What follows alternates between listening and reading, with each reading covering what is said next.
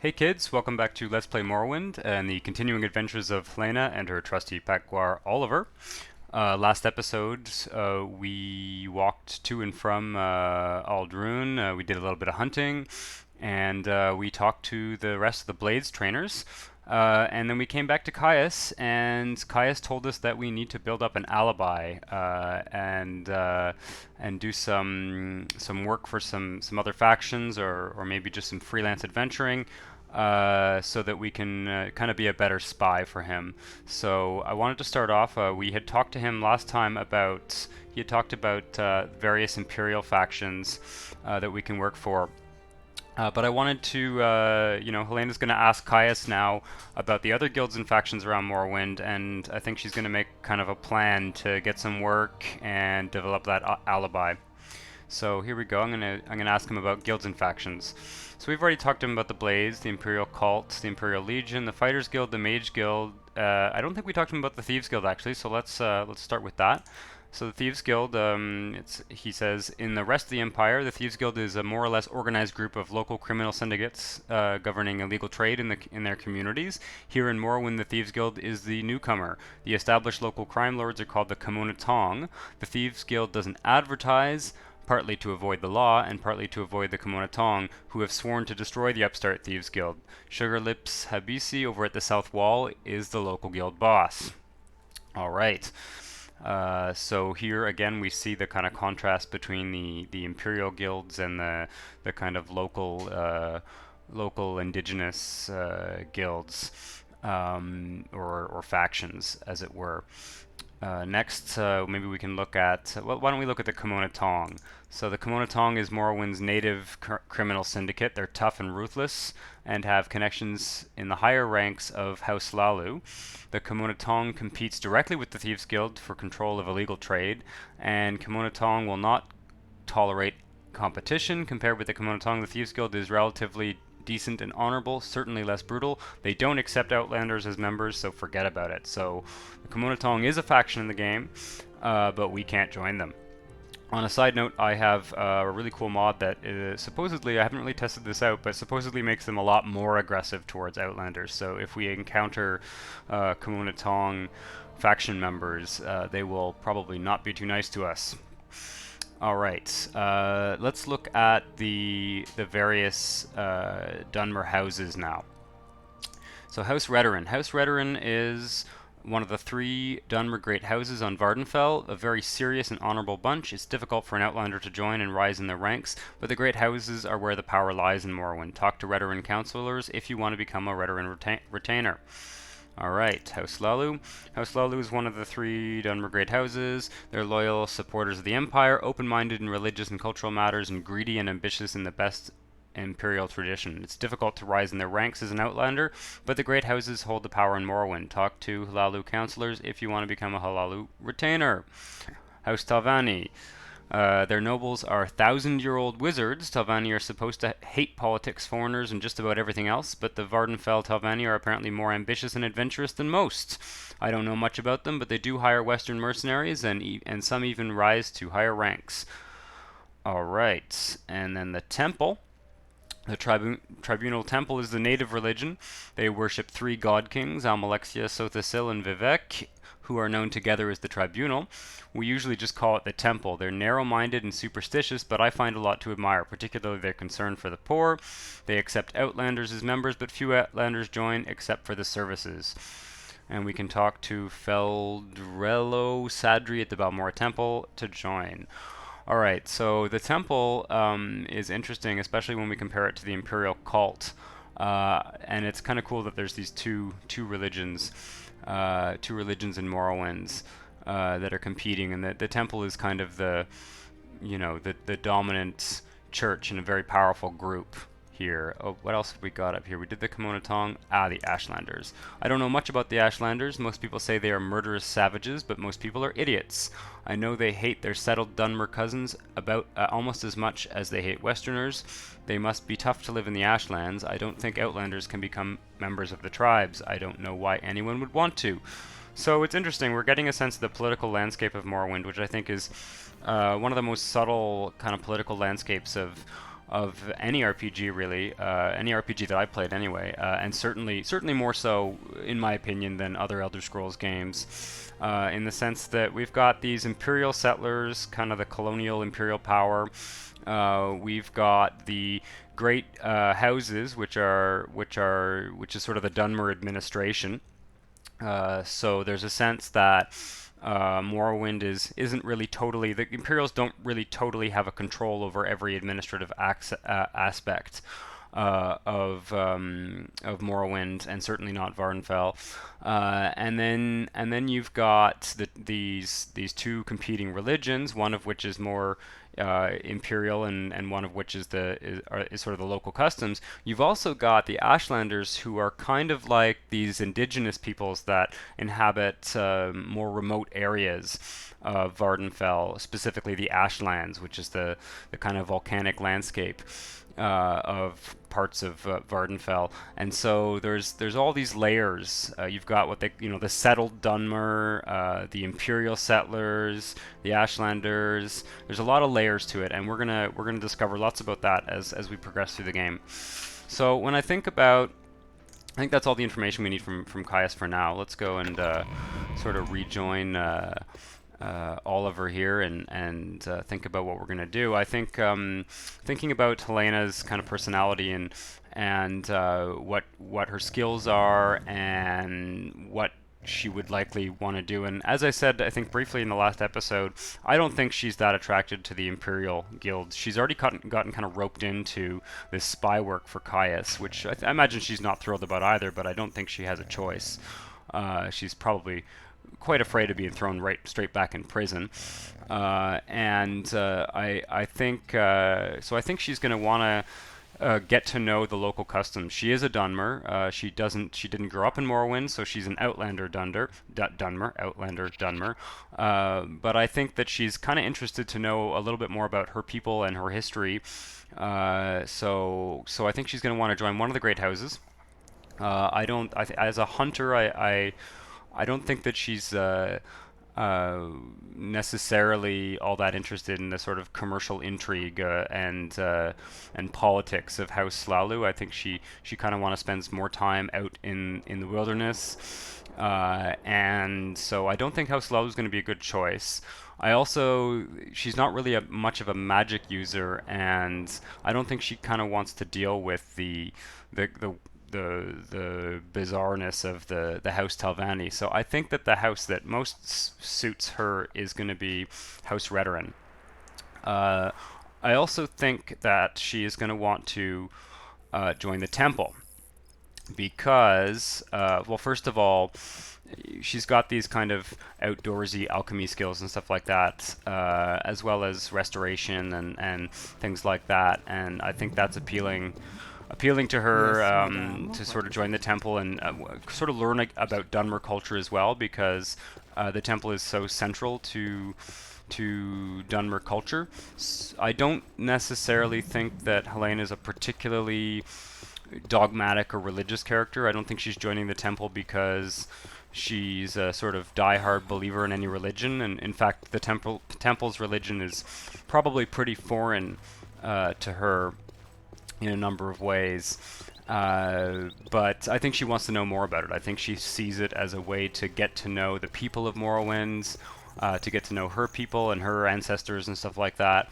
So it's kind of curiosity more than anything. So I think we can start by going to the Damour Temple, as Caius suggested, and see about joining.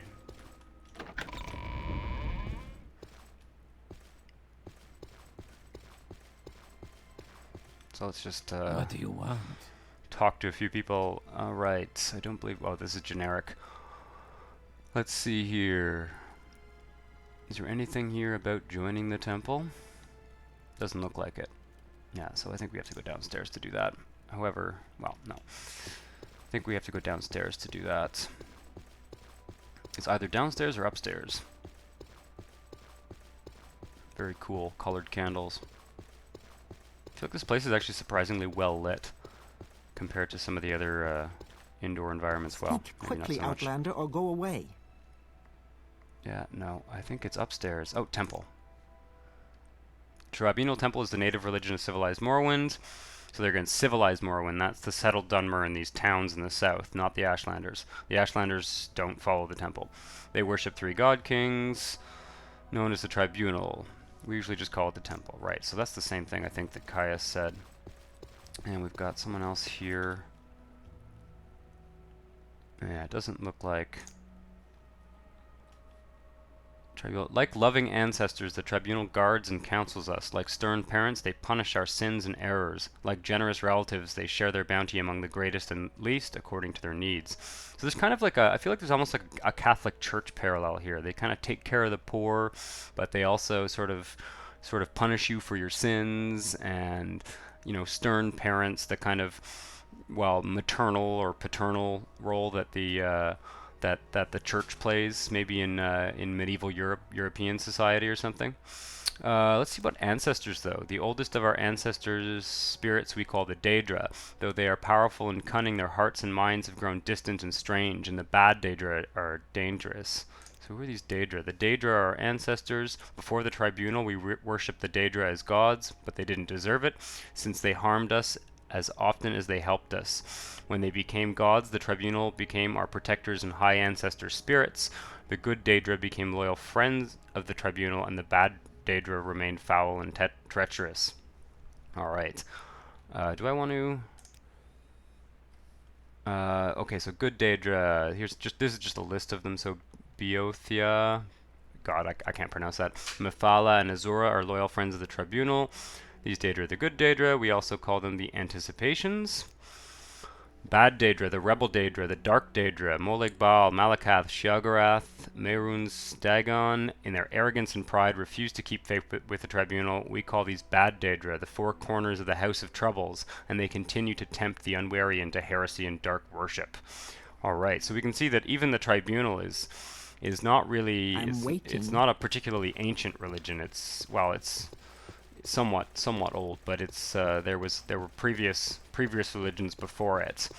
Maybe we've got kind of like almost an Old Testament, New Testament, or, you know, the evolution from, say, the Greek gods to the Roman gods or something. But it does kind of add another layer to the complexity of Dunmer society.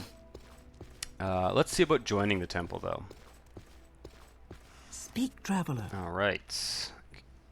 Yeah, this is Feldrello Sadri, who Caius told us to speak to. So, welcome, my child. Do you seek to join the temple? Yes.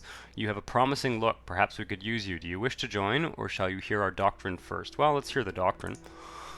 Your fourfold duties are to faith, family, masters, and all that is good. Perform holy quests and bring luster to the temple. Never transgress against your brothers or sisters in thought or deed, as we are all one body. If you somehow fail to uphold these ideals, you must speak with a master or the patriarch to be cleansed of your wrongdoings. Still want to join? Yes, I am worthy. You are now a layman in the temple. Welcome, Sister Hlena. I am one of several masters. You can get your duties, and if you perform well, advancement in the temple is not out of question. All right. Well, let's ask for some duties. Just cut to the chase. Before I give you any duties, you should prove your faith by making the pilgrimage of the 7 graces. All right. Take this book, The Pilgrim's Path. It describes where the pilgrimage sites are. After you've completed these pilgrimages, speak with me again. I should warn you that while most of these are easy, the pilgrimages of Ghostgate and the Ruddy Man are more difficult. You may wish to do those last. All right. So that is we've sort of been given a quest. We've been given this book, The Pilgrim's Path. I'm not going to read it all right now, but I will read little sections of it as we go on this pilgrim's path. But we've got all these pilgrimage sites that we have to go to. So yeah, that's definitely something we're going to get started on as soon as possible. As I said, we also want to join House Redoran. So to do that, we're going to have to go back to Aldrune, although we were there just last episode, so I think perhaps we will hold off on that for now, and maybe start setting off on this pilgrim's path. Oh yeah, so what time is it? It is 8 p.m. I'm going to do a little bit of shopping, to get us ready for the first leg of this Pilgrim's Path journey that we're about to set out on. And just also get us generally more battle ready in case we encounter trouble on the road wherever we're going. So there's a couple things I realized that we need. We are going to need a way to repair our weapons. So we're going to need an armorer's. This better be important. Armorer hammer. Oh, does he have them? He has journeyman's hammers, which are. We have 245 golds. Journeyman hammers are lighter and more expensive. I think these are the most cost-effective ones, to be honest. So maybe I'll take a few of those. I'm probably also going to get some other ones. How many do I want? Well, I can't really afford that many, so maybe I'll just get like 2 of these. Yeah, that's kind of the max that I can afford, to be honest. Ah. Our fatigue is low, so he's not giving us a deal. Alright. And I think that we're also going to run over to... I think this is a pawn shop here. So we might run over here and just get some repair prongs. Does he have repair prongs? Yeah, okay. So let's just get one set of repair prongs, because they're super cheap. And they're also... I'm just looking at the weight here. Weight 2.5, weight 3. Yeah, so we can kind of carry a repair prong on our person, and then maybe put the armorer's hammers on, have Oliver carry them. Speaking of which, I have no idea. Did we leave Oliver at the temple? I think we did. Okay, we also need arrows. To buy arrows in Balmora, can we get them here? Maybe Revere has some.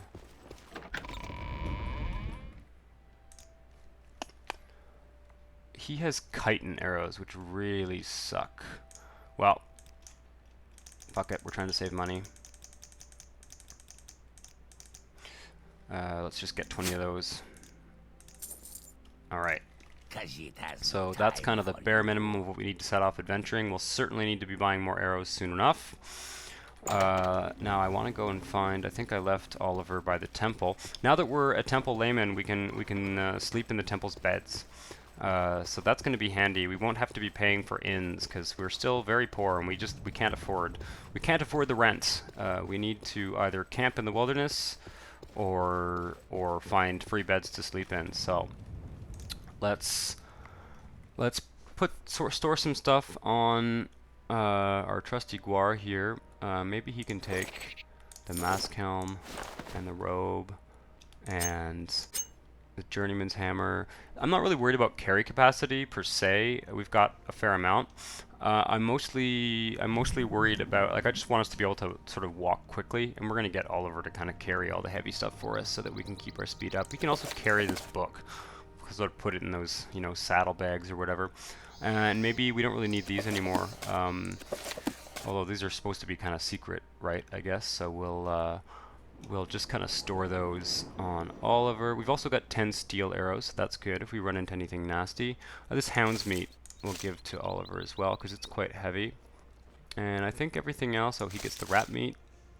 Everything else is pretty light. I'm not too worried about it. Yep. I think that's fine. Chokeweed, we've got a ton of chokeweed. I gotta stop picking that up. Let's just store that here as well.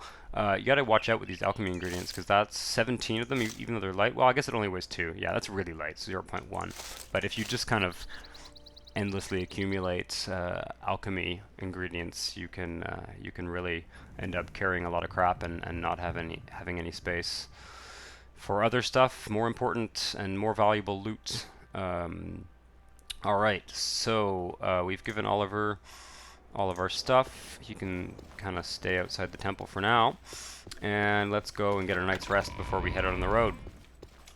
So all these beds we can now sleep on. You can also, if you don't have, you know, a Guar companion, you can also like loot these. As long as you don't get seen by a temple member, you can loot these chests and then use them to store stuff. You can sort of make this into a makeshift apartment, as long as you're careful about what you put in there.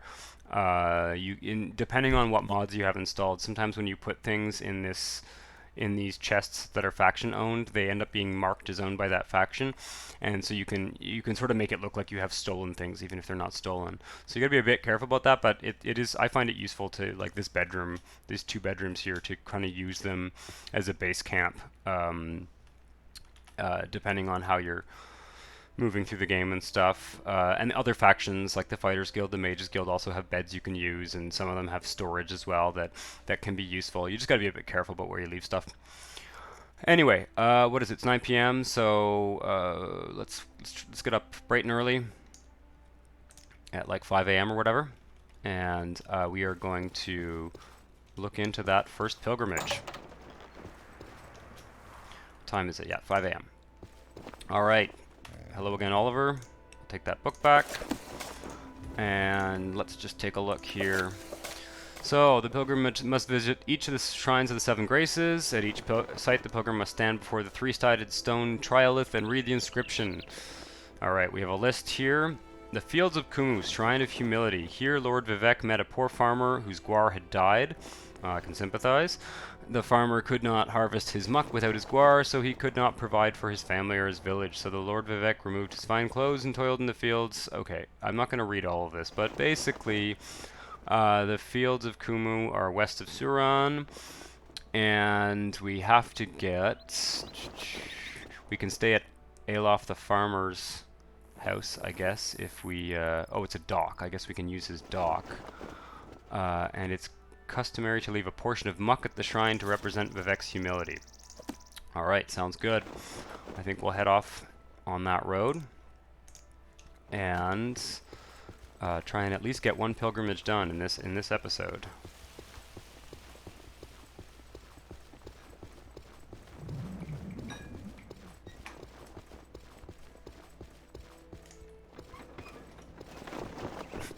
Oliver's colliding with everybody in sight. What is the best way to get there, actually? We definitely need to head south, and then... Yeah, okay, we're kind of going back on the road to... towards... Oh god, see, he just warped because he got stuck somewhere. He just warped behind us, which is, to be honest, quite useful. So, we're kind of heading back on the road to Dineen. Yeah, and then we're going to take a turn once we pass, yeah, once we get to a certain point, we're going to sort of turn off the road and take a different route.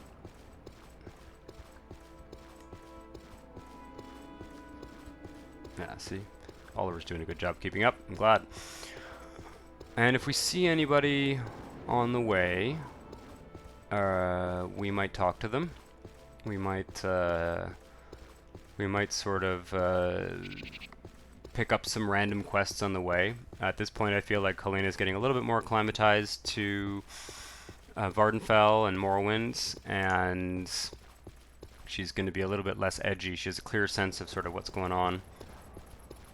on around her, and so she's going to be a little bit less edgy about talking to strangers on the road.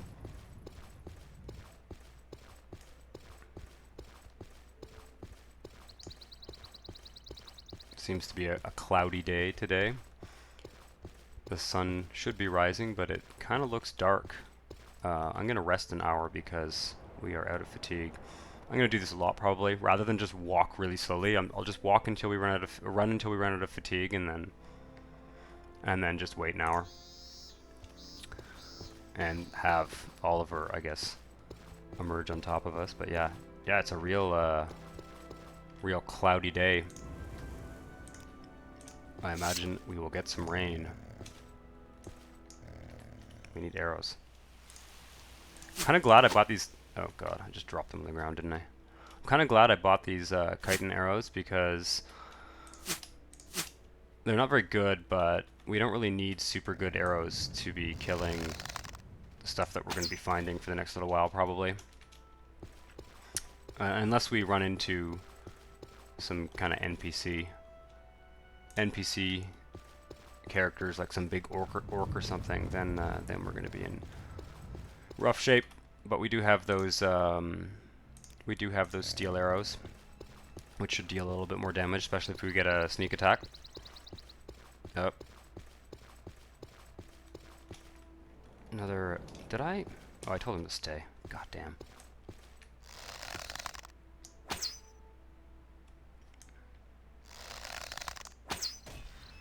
Rat seems to be glitching out on the train.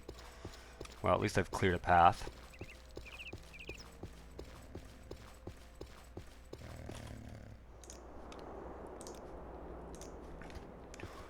We actually probably could have left Oliver behind for this trip. In fact, I think for some of our next trips we'll kind of set up a base camp somewhere, and we'll be a little bit more selective about where we travel with him. Mostly because I do realize it'll probably be a bit tedious to watch me sort of endlessly telling him to follow and stay. But, you know, he's going to be really essential. So when we do our first big dungeon crawl, I mean, we're definitely going to bring him and just kind of park him outside the dungeon, and it will allow us to just fill up on loot and bring more stuff home than we normally would be able to carry. That's kind of the idea, and also I kind of like it from a role-playing standpoint.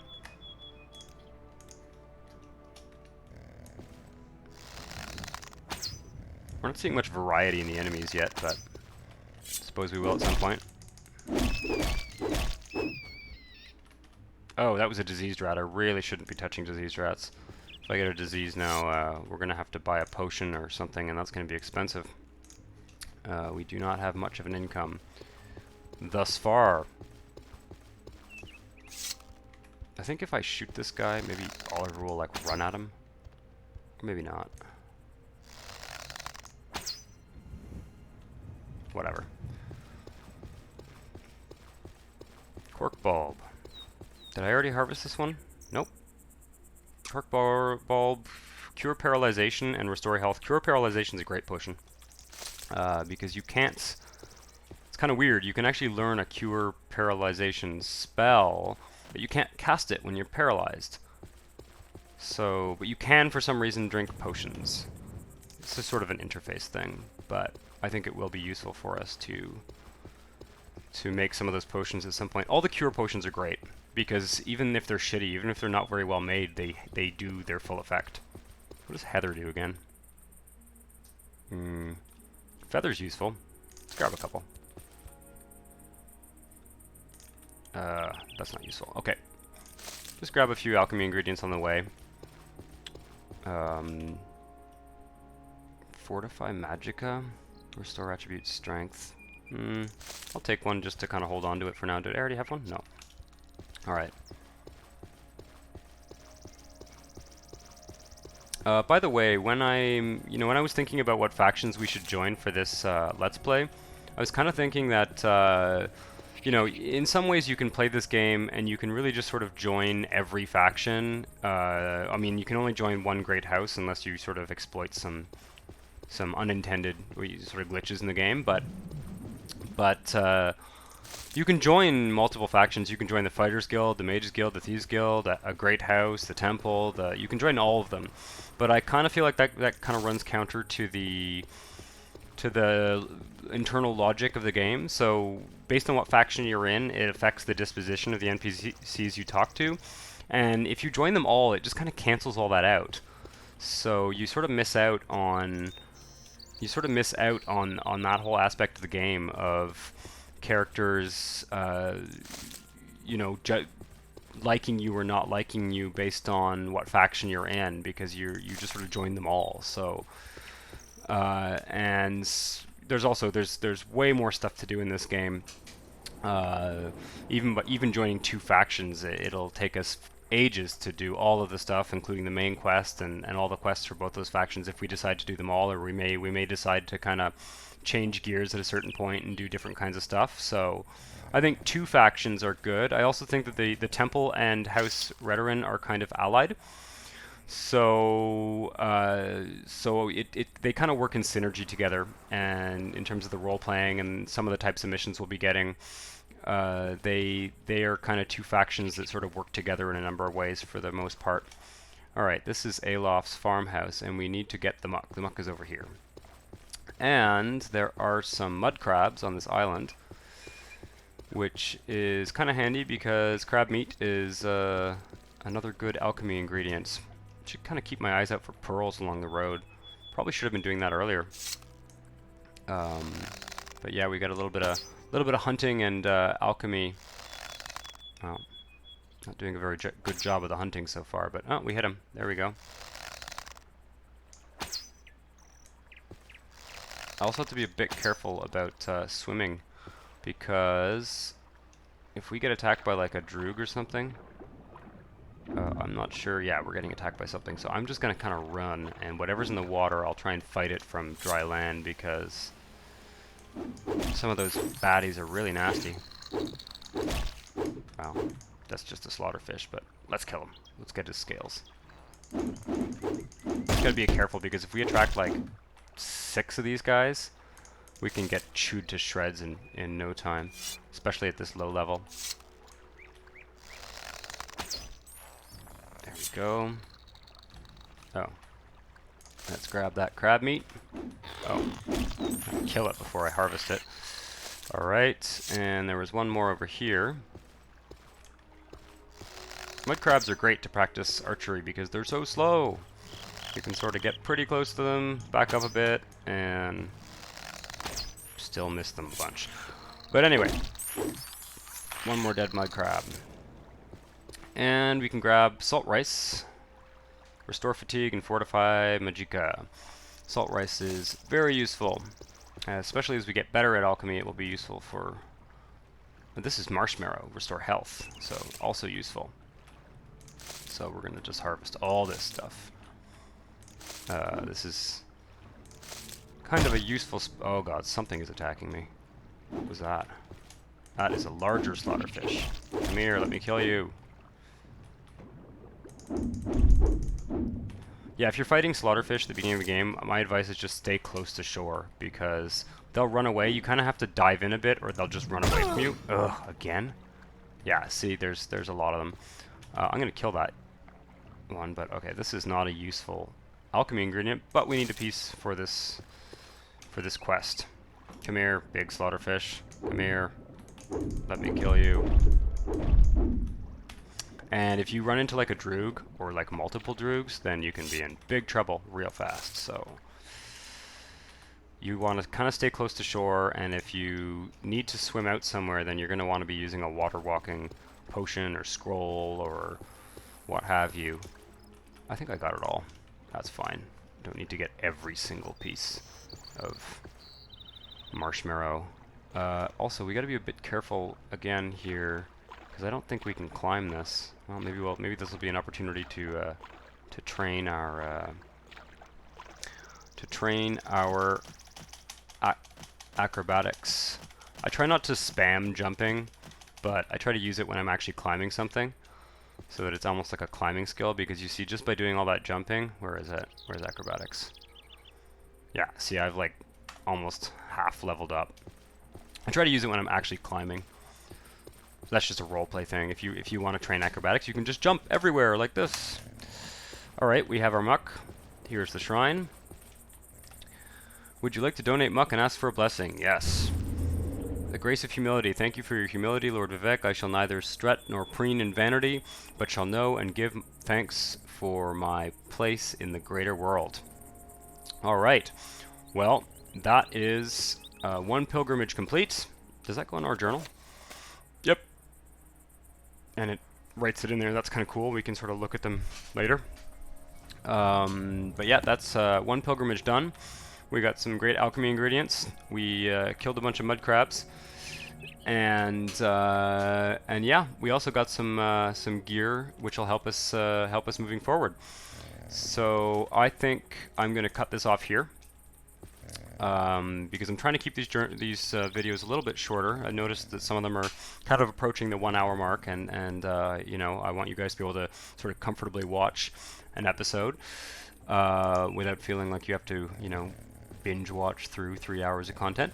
So that's one pilgrimage. Next episode we'll head on to maybe the next pilgrimage, and we'll also continue to sort of leisurely amble through the world and discover more of Vardenfeld. If you're liking this series, please like and subscribe, and see you next time. Ciao.